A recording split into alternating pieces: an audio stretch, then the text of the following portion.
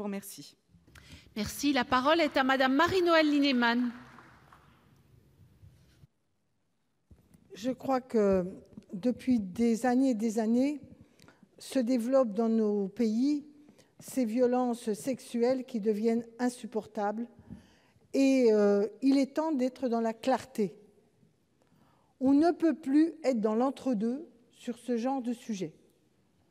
Il faut dire clairement qu'aucun enfant ne peut donner son consentement de façon éclairée à un acte sexuel. Et il faut dire clairement qu'il est interdit qu'un adulte fasse un acte sexuel et une pénétration à un enfant. Voilà.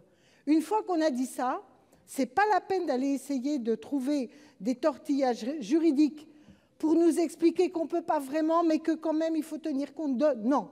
Si la société au XXIe siècle n'est pas capable d'écrire dans la loi de manière totale, claire et nette que ces deux réalités ont un contenu législatif, vous ne vous étonnerez pas qu'il y ait un doute profond sur ce qui fait société et ce qui fait sens dans nos républiques et dans nos démocraties. C'est un crime spécifique.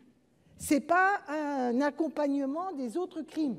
C'est un crime spécifique qui est un interdit absolu. Est-ce que ça empêche quelqu'un qui serait recherché pour ce crime de ne pas se défendre? On ne lui enlève rien comme droit de défense. La seule défense qu'il a, c'est d'expliquer que soit ce n'était pas lui, soit qu'il avait des raisons objectives de croire que ce n'était pas un enfant.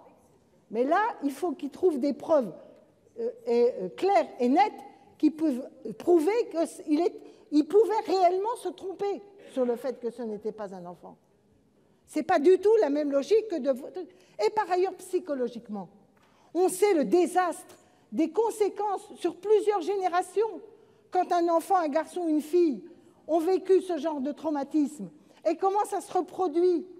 Parce que s'il y a la moindre once de culpabilité de cet enfant, parce qu'il aurait pu potentiellement être consentant, et pas parce que c'est un absolu total, et que même s'il n'a pas manifesté son désaccord, il n'était pas consentant, c'est des troubles psychologiques durables qui se retransmettent de génération en génération avec des gens qui ont un mal fou à retrouver leur place normale dans la société. Alors moi je dis que si la Constitution française n'est pas capable de garantir ça, ben je m'excuse, c'est plus important de la changer que toute une série de trucs sur la proportionnelle et autres. Je suis convaincue que le Conseil constitutionnel ne pourra pas dire autre chose que cela. Donc on doit faire ce vote parce que c'est un vote de civilisation, un vote historique, et il ne faut surtout pas commencer à se noyer dans des détails de seconde zone, parce que si ces détails existent, il est temps de les lever.